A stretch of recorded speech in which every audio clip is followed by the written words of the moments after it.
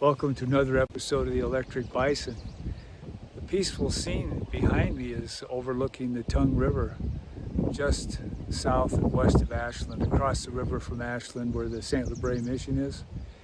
And it's in this area that a number of really important Northern Cheyenne families settled once they came back up and turned themselves in over at Fort Keogh, and then they came up the river and pretty much settled here. There's the Shoulder Blade family, the Limpy family, Brady's, Spotted Wolf, and the ones that I know best, the Little Coyote families. Some indication Little Coyote family is really, they're the descendants of Little Wolf, who's buried in the cemetery over at Lame Deer along with Dull Knife. It's really quite an American story. You know, and if we're all going to brace ourselves for what comes next in our country, generally, we got to be able to realize that the Northern Cheyenne set the standard for how to be an American and how to stay on the land that you've been given, how to fight for it. They're always on the front line. Now, I've already showed you where the camp circle was for the Northern Cheyenne the morning they were attacked by American cavalry down Medicine Tail Coulee. But you know, that story, it goes on after a Buffalo Calf Road woman you know, killed Custer with her war club. She ended up, you know, being spread to the winds with all the other Cheyenne when they were attacked in the middle of winter up on the Red Fork of the Powder River. And it went clear down to the Darlington Agency in Oklahoma and had to walk all the way back up here to Montana. I mean, they really value Montana. They're great people. But anyhow, when they split, when Little Wolf split from Dull Knife there, and Dull Knife took the women and younger children into the Fort Robinson Agency in Nebraska, Little Wolf went into the Sand Hills and they finished their winter camp there. And then they came out and made their way up to Montana. In the process, Black Coyote, that's Buffalo Calf Road woman's husband, he killed a guy. He killed another Cheyenne named Black Crane. They'd stolen some horses, and Black Crane wanted him to return the horses to the soldiers so they could keep a low profile. And Black Crane was going to hit Black Coyote with his quirt. Black Coyote pulled out a gun and killed him.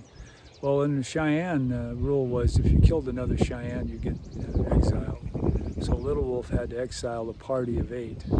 That's Buffalo Calf Road woman, her husband Black Coyote, and their 2 children. They had a little girl and a little boy, and then 2 other warriors, Hole in his breast and Whetstone, and then the 2 women that were with them. So it was a party of 8. And then on their way farther up to Montana, as an isolated party, they ran into some soldiers repairing a telegraph line from Fort Keogh down into the Black Hills. And they killed one of them, a private, and they wounded a Sergeant Kennedy. And Sergeant Kennedy was able to survive, and he reported to some travelers coming from the Black Hills up to Fort Keogh.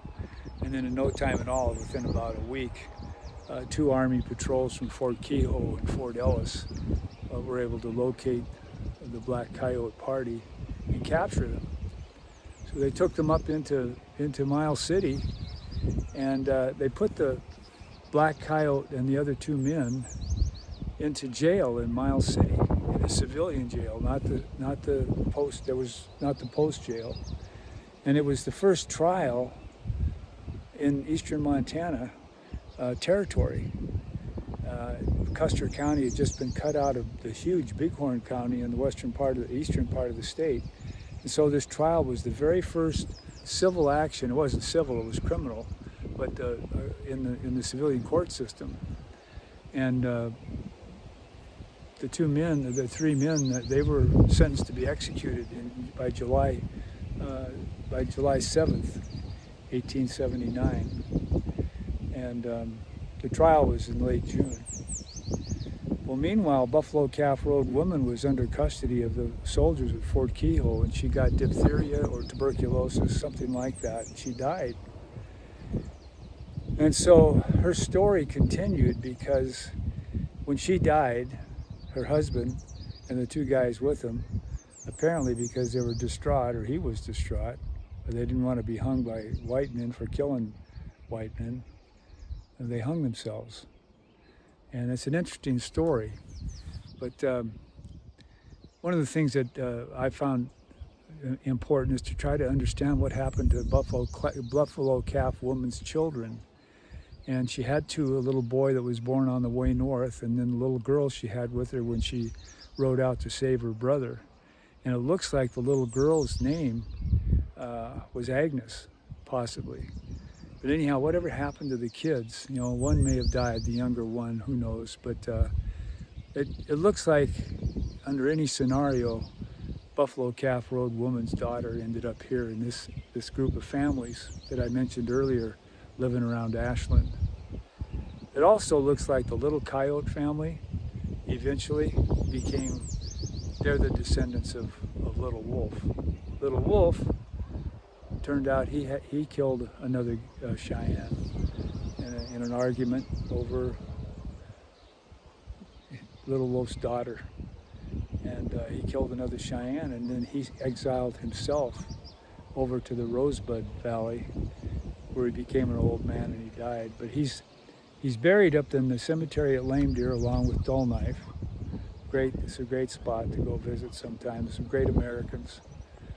And the story about Buffalo Calf Road woman and her daughter, the descendants of Little Wolf, it's right here in this little valley, you know, where the sweat lodges are. And it's a great American story. Thanks.